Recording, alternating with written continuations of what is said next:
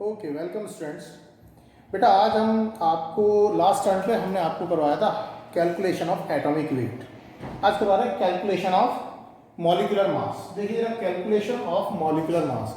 Molecular mass calculate करने के तरीके क्या हैं? देखिए नंबर 1 पे मैं बात करता हूँ मॉलिक्यूलर मास कैलकुलेट करने के लिए। Molecular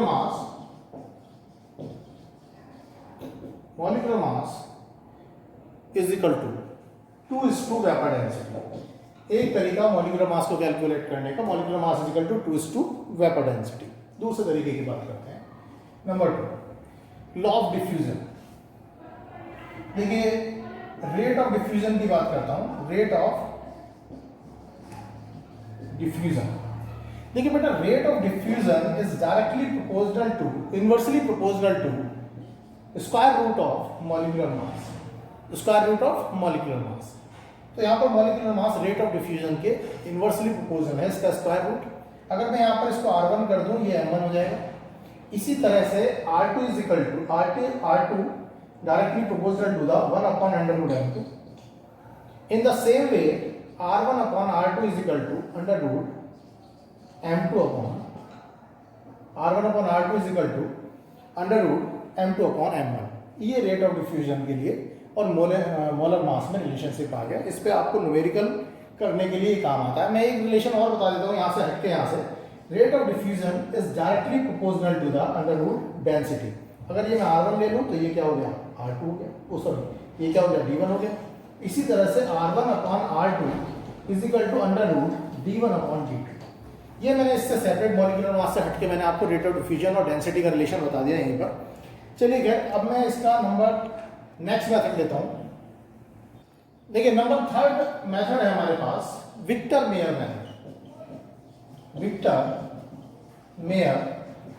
method.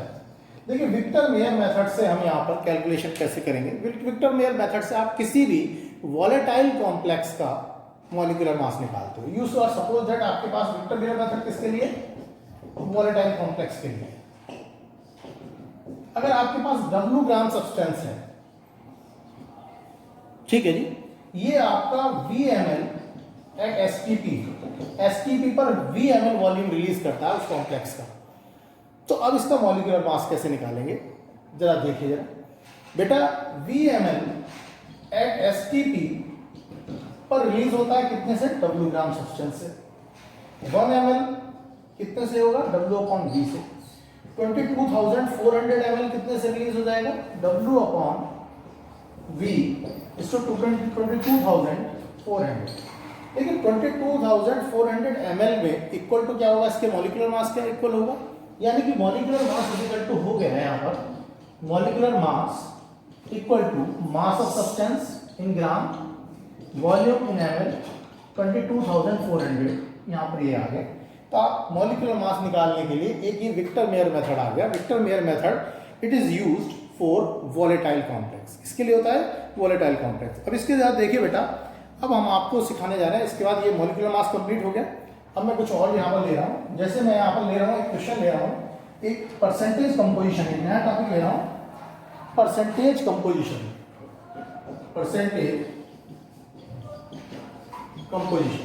देखिए किसी परसेंटेज कंपोजिशन के लिए क्या होता है, परसेंटेज कंपोजिशन इज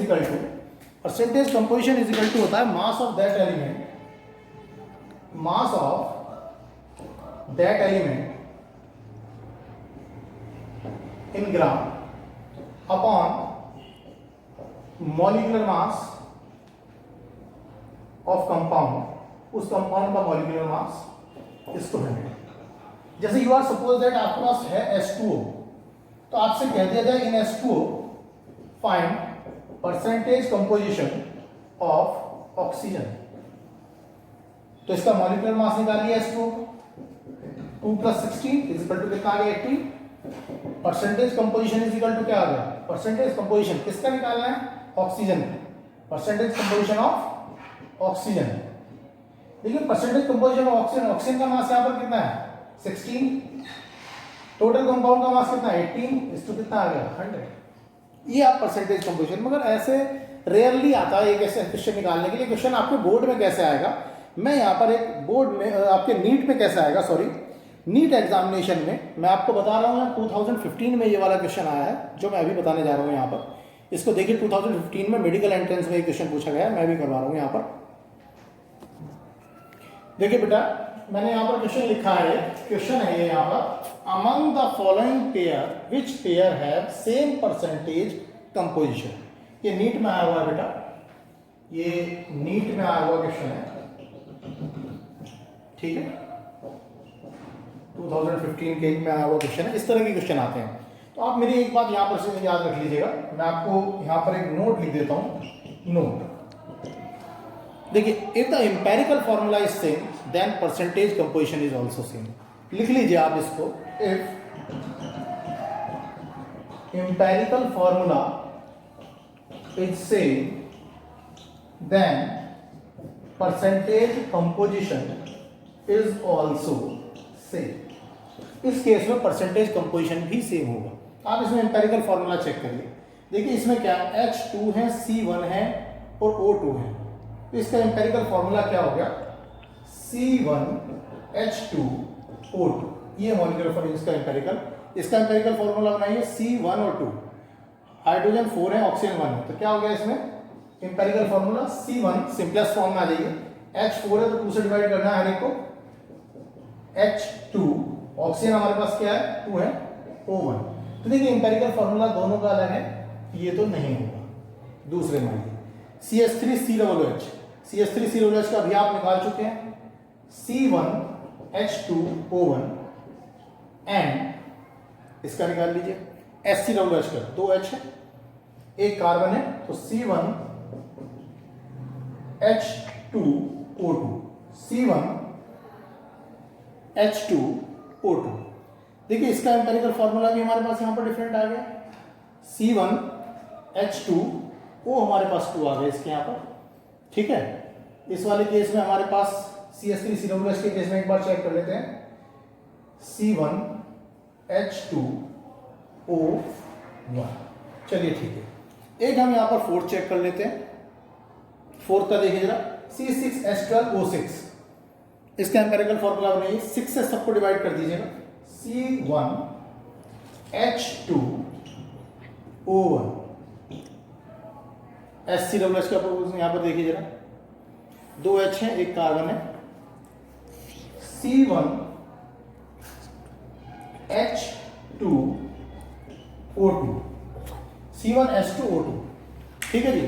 अब एक बार इसको और चेक कर लीजिए, C2H4O2, यानी कि C1H2O1, ठीक है, C1। अब इसमें से एम्पेरिकल फॉर्मूला अगर आप चेक करेंगे तो एम्पेरिकल फॉर्मूला किसी का सही नहीं आ रहा है इसमें अभी तक। यहाँ पर एम्पेरिकल फॉर्मूला दोनों का डिफरेंट है, C1 H2 O2 O1 different है, C1 H2 O1 डिफरेंट है, C1 H2 O1 O2। किसी का एम्पेरिकल फॉर्मूला यहाँ पर सही नहीं आ रहा है। तो अब एम्पेरिकल फॉर्मूला सही नहीं आ रहा है तो इसका मतलब ये तो आंसर नन यहाँ पर आ रहा है, यहाँ पर नन आ रहा है, यहाँ पर देखिए जरा, कर दिया। तो देखिए बेटा इसमें आंसर क्या हो जाएगा, इसमें नन हो गया, ये आंसर क्या हो गया नन। इसमें से किसी का भी कोई भी आंसर नहीं है। मगर आप देखिए मैं क्या करता हूं, क्वेश्चन सेम रखता हूं। अब यहां पर यही क्वेश्चन यहां पर हमारे पास जेई मेंस में आया है, जेई मेंस में आया, आईआईटी मेंस में, आईआईटी मेंस में क्वेश्चन आया है। आईआईटी मेंस में क्वेश्चन देखिए कैसे आया, 2013 नियर अबाउट 14-13 के नियर अबाउट कहीं आया है 2000 मेंस का। अब उसमें इसने क्या काम करा, सब कुछ यही था और यहां पर था HCHO, बाकी सब कुछ यही है। HCHO करते ही जरा ये एम्पेरिकल फॉर्मूला देखिए क्या हुआ, C1H2 और O1, ये इस बार इसका आंसर कौन सा हो जाएगा, इस बार ये आंसर हो जाएगा इसका सेकंड। सेम यही क्वेश्चन आंसर सेकंड हो जाएगा, जेई मेंस में आया। ऐसा क्वेश्चन परसेंटेज कंपोजिशन का आता है, जबकि हम एकेडमिक में जो क्वेश्चन पढ़ते हैं वो बस केवल परसेंटेज कंपोजिशन का फॉर्मूला पढ़ते हैं। ये है डिफरेंस आपके क्रैश कोर्स करने के लिए और केवल एकेडमिक 11th पढ़ने के लिए। तो यहाँ पर ऐसा आएगा मेडिकल एंट्रेंस में आपके, ठीक है, आई बात समझ में। देखिए बेटा एक टॉपिक मैं ले रहा हूँ यहाँ पर, laws of chemical combination. Laws of chemical combination, देखिए लॉज ऑफ केमिकल कॉम्बिनेशन में आपने पहला पढ़ा है यहाँ पर, लॉज ऑफ केमिकल कॉम्बिनेशन में law of conservation of mass, law of conservation of mass. देखिए as you know very well, तो आपको पता है, in a balance chemical reaction mass of reactant is always equal to the mass of product. जैसे CaCO3 CaO plus CO2, यहाँ पर मास निकाल लीजिएगा, इनका मास निकाल लीजिएगा, दोनों तरफ क्या आएगा इक्वल, आपको पता है। अगर इसका मास W1 आ गया, इसका मास W2 आया, तो ये W1 और W2 दोनों का सम जो है W1 और W2 इक्वल होगा दोनों का मिला के, यानी mass of reactant is always equal to the mass of product in a balance chemical reaction.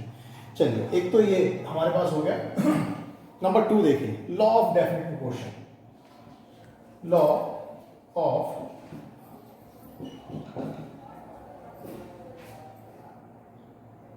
Of definite proportion.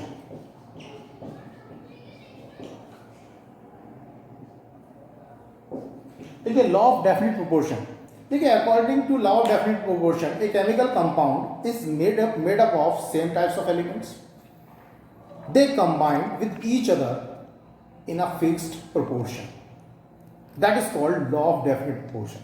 just like as, जैसे CO2 है, C plus O2, ये CO2 बन रहा है, इसी की तरह से दूसरा CH4 plus 2O2 CO2 plus 2H2, इस मेथड में भी CO2 बन रहा है।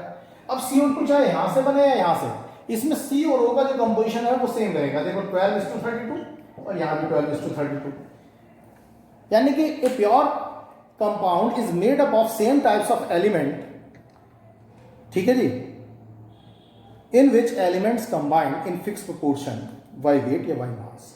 ये हो गया लॉ ऑफ डेफिनेट प्रोपोर्शन। देखिए लॉ ऑफ डेफिनेट प्रोपोर्शन, इसके बाद हम ले रहे हैं लॉज ऑफ, देखिए नंबर 3 है हमारे पास, law of multiple proportion. Law of multiple proportion. देखिए लॉ ऑफ मल्टीपल प्रोपोर्शन में क्या है, लॉ ऑफ मल्टीपल प्रोपोर्शन की अगर हम यहां बात करें तो लॉ ऑफ मल्टीपल प्रोपोर्शन में हमारे पास whenever 2 element combined with a fixed mass of third element, या you can say when 2 element combined to form 2 or more compound, mass of one element combined with the fixed mass of other element, they always bear the simple whole number ratio। ठीक है, जैसे ये hydrogen है और oxygen है, hydrogen और oxygen combined होके there are the 2 probability कि या तो ये H2O भी बना सकते हैं और H2O2 भी बना सकते हैं, हाइड्रोजन एंड ऑक्सीजन। तो whenever 2 element combined they form 2 or more compound. तो देखिए इसमें हाइड्रोजन कितना हो गया 2 और ये कितना हो गया 32 ग्राम, 2 ग्राम ये हो गया, ये कितना हो गया 16 ग्राम। तो when 2 element combined they form 2 or more compound, mass of 1 element oxygen का, मास ऑफ 1 एलिमेंट हाइड्रोजन का मास, यानी कि ऑक्सीजन का mass, mass of 1 element combined with the fix mass of other element, hydrogen के फिक्स मास से combine कर रहा है। इनका रेशियो क्या हो गया 16:32, यानी 1:2, सिंपल होल नंबर रेशियो। तो ये कहलाता है लॉ ऑफ मल्टीपल प्रोपोर्शन। देखिए लॉ ऑफ मल्टीपल प्रोपोर्शन के बाद मैं 4th लॉ की बात करता हूं यहां पर, law of reciprocal proportion.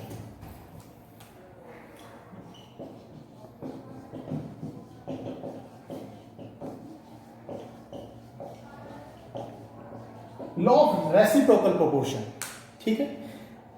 Law of reciprocal proportion बेटा बेसिकली ये एनसीईआरटी में 2006 तक तो था, उसके बाद ये वहाँ से रिमूव कर दिया गया जब एनसीईआरटी रिवाइज हुई। तो अभी एनसीईआरटी में 11th में नहीं है, तब से ये नीट वगैरह में तो ऐसे नहीं आ रहा। एम्स के क्वेश्चन में कई बार ये आया है इस बीच में भी लॉ ऑफ रेसिप्रोकल। अब एम्स चूंकि कंबाइंड कर दिया है तो मैं नहीं कह सकता, बहरहाल एनसीईआरटी में नहीं है। इसका न्यूमेरिकल मतलब लॉज से, इस लॉज पे बेस्ड न्यूमेरिकल आता है। कैसे आता है मैं न्यूमेरिकल आपसे डिस्कस करूंगा, मगर उससे पहले मैं आपको इसकी डेफिनेशन बता दूं लॉज ऑफ रेसिप्रोकल, क्योंकि आपने ये पढ़ा नहीं है। देखिए जरा यहां पर क्या होता है, ये 3 एलिमेंट होते हैं। क्या होते हैं 3 एलिमेंट। 3 एलिमेंट के लिए क्या बात है, यहां पर C जब O से कंबाइंड होगा तो CO2 होगा, S और O से कंबाइंड होगा तो SO2 बनेगा, C और S आपस में कंबाइंड करेंगे तो CH2 बनेगा। इस SO2 के बनने में O2 का मतलब ऑक्सीजन के 32, सल्फर का कितना हो गया 32, ये आपस में कंबाइंड हो रहे हैं। CO2 का बनने में कार्बन के 12, ऑक्सीजन के कितना 32, आपस में कंबाइंड हो रहे हैं। इस CH2 में C के 12 और इसके कितने हो गए 32, ये कंबाइंड हो रहे हैं। तो हमारे पास इसकी डेफिनेशन ये बनती है कि देखिए when two element combine with the fixed mass of third element,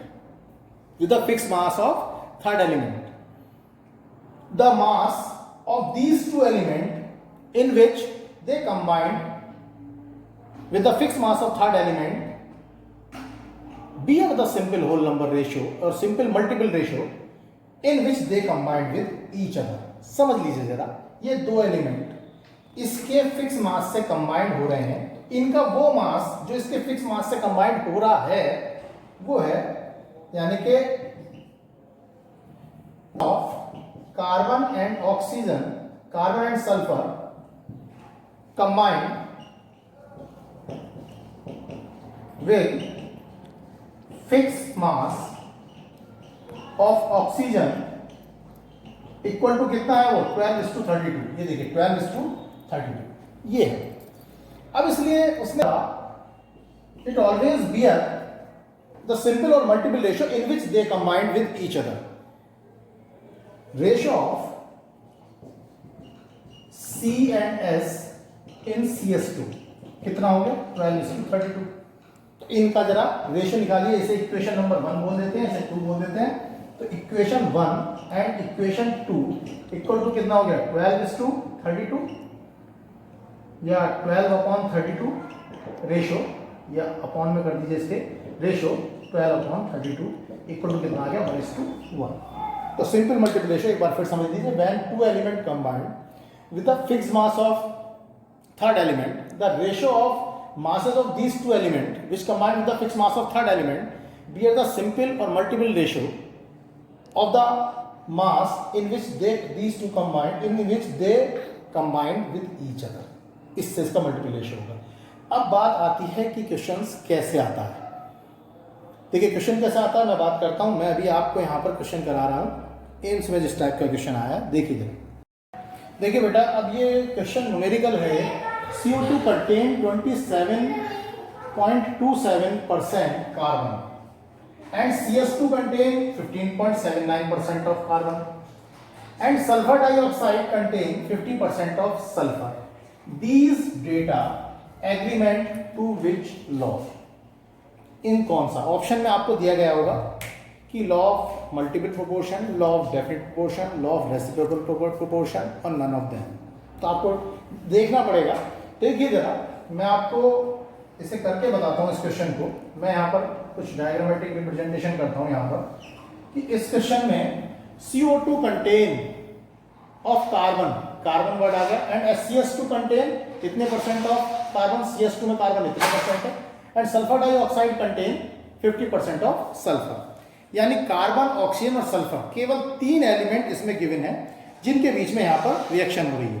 तो देखिए जरा, सल्फर, ऑक्सीजन और कार्बन, 3 एलिमेंट के बीच में यहां पर रिएक्शन है। उसने ये कहा है CO2 कंटेन, C और O मिलकर CO2 बनाएंगे, C और S मिलकर CH2 बनाएंगे, S और O मिलकर SO2 बनाएंगे। तो उसने कहा CO2, ये रहा CO2 contain 27.27% carbon, carbon S में 27.27% इतना है, एंड CS2, ये रहा CS2 कंटेन 15.57% ऑफ कार्बन। यहां पर कार्बन कितना है 15.79, सल्फर कितना होगा 32, ऑक्सीजन कितना होगा यहां पर 32। इसमें यहां पर ये हो जाएगा, सल्फर यहां पर हो जाएगा 64 हो जाएगा CS2। C इतना है, सल्फर इसमें यहां पर, अच्छा सॉरी, सल्फर यहां पर इसने दिया नहीं है, ये नहीं दिया है।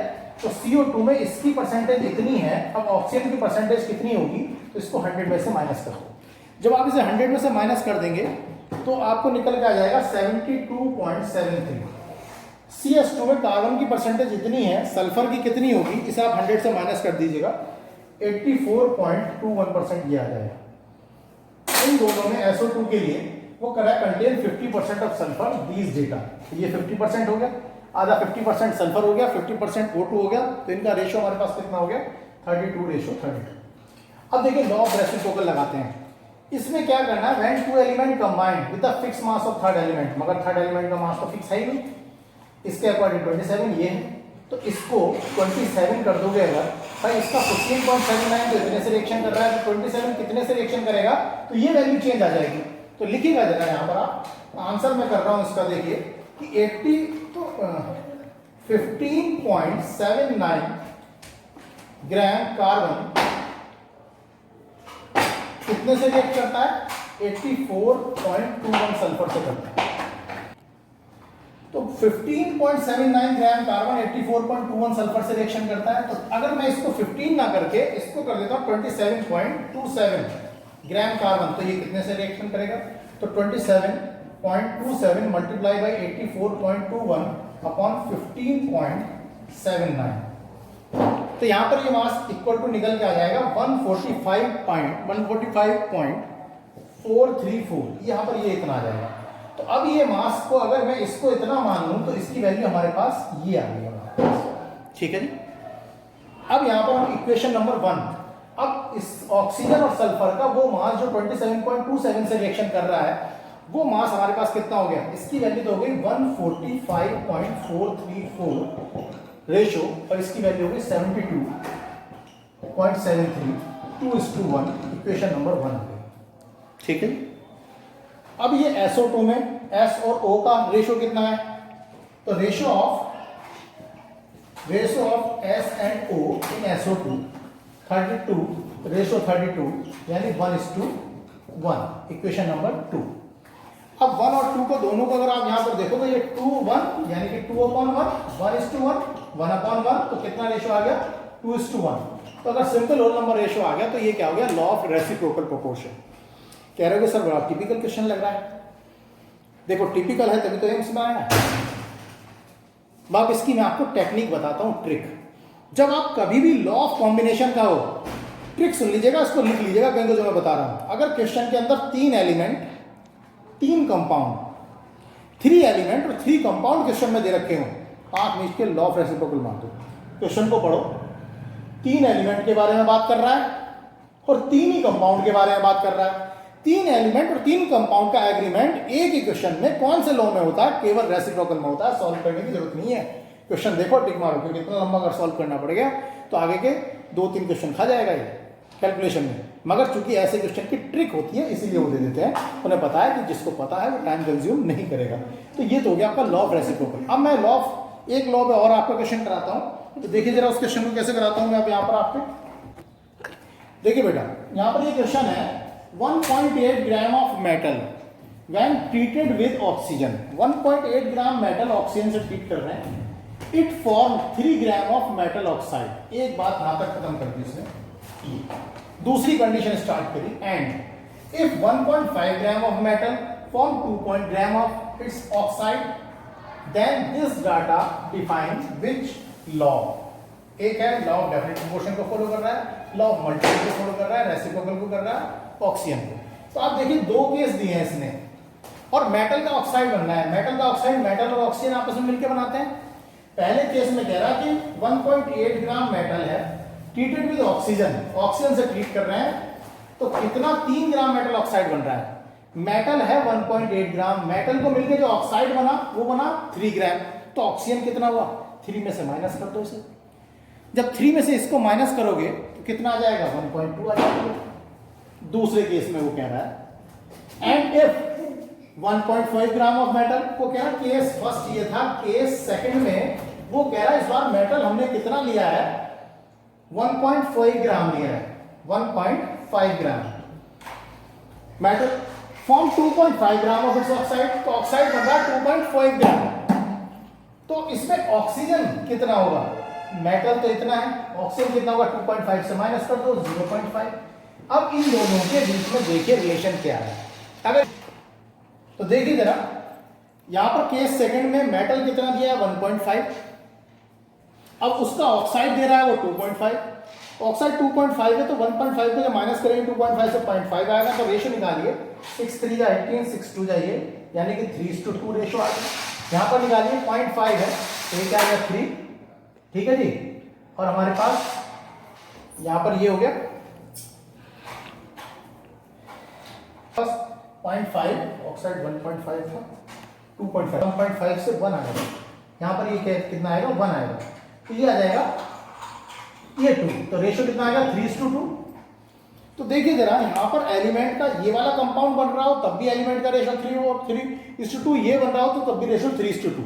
3:2 रेशो आने का मतलब क्या है, यानी कि डेफिनेट प्रोपोर्शन आ रहा है, सेम कंपाउंड किसी भी स्टेट से बन रहा हो, तो आंसर होगा law of definite proportion. Law of definite proportion हो गया बेटा इसका आंसर। ये टॉपिक कंप्लीट। नेक्स्ट टर्न पे अब नेक्स्ट वीडियो में मैं आपको मोल कंसेप्ट की तरफ लेके जाऊंगा, ठीक है, मोल कंसेप्ट वहां पर हम करेंगे। ओके बेटा, थैंक यू। ओके बेटा, वेलकम स्टूडेंट्स। देखिए बेटा आज हम नेक्स्ट चैप्टर स्टार्ट कर रहे हैं आपका सॉलिड स्टेट। सॉलिड स्टेट बेटा as you know very well, solid state, solid it is a state of matter, possess rigidity, have definite shape and definite volume। ये आपको पहले से पता है बेटा। सॉलिड हमारे पास दो टाइप के होते हैं, एक होता है अमॉर्फस सॉलिड और एक होता है क्रिस्टलाइन। एमॉर्फस और क्रिस्टलाइन दो टाइप के हमारे पास सॉलिड होते हैं। अब इसमें बात कर रहे हैं हम what is the amorphous, what is the crystalline. देखिए एमॉर्फस सॉलिड के लिए, in amorphous solid constituents particle, in amorphous solid constituents particles are randomly distributed, constituents particle are randomly distributed, यानी कि that is there is no fix pattern. जैसे मान लीजिए ये कोई सॉलिड है और ये एमॉर्फस सॉलिड है, तो इसके constituents particle में कोई फिक्स पैटर्न नहीं होगा, रैंडम डिस्ट्रीब्यूशन होगा। मगर crystalline solids arranged in fixed pattern, fix pattern में अरेंज होंगे, जैसे a plus B minus a plus B minus a plus B minus, एक फिक्स पैटर्न है, a plus B minus a plus, fix pattern है, एक fix pattern में arrange है, a के बाद b आ रहा है, फिर a आ रहा है, फिर b आ रहा है। Number 2 point, no sharp melting point. भाई चूंकि इसका रैंडम डिस्ट्रीब्यूशन है तो मेल्टिंग पॉइंट शार्प नहीं होता, जैसा हम कहते हैं ना इसका मेल्टिंग पॉइंट कितना 50, 55, 85 ना, रेंज में होता है 50 to 55, 60 to 63। क्यों? क्योंकि रैंडम डिस्ट्रीब्यूशन है। यहां से गर्म किया तो हो सकता है यहाँ कॉन्स्टिट्यूएंट्स पार्टिकल दो नजदीक में हो सकता है यहां से गर्म करें तो दो थोड़ी दूरी पे हो, तो क्या हो जाएगा, दोनों जगह से मेल्टिंग पॉइंट थोड़ा सा डिफरेंस आ जाएगा, तो रेंज में होंगे। मगर यहां पर क्या होगा, sharp melting point, sharp melting point.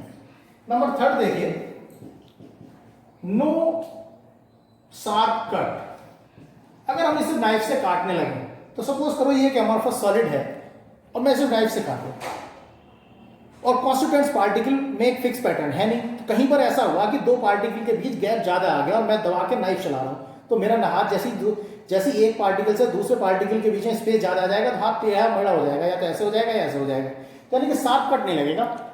और इसके लिए क्या, कॉन्स्टिट्यूएंट पार्टिकल एक फिक्स पैटर्न में नहीं है, तो अगर नाइफ से काटोगे तो कट कैसा लगेगा, शार्प लगेगा।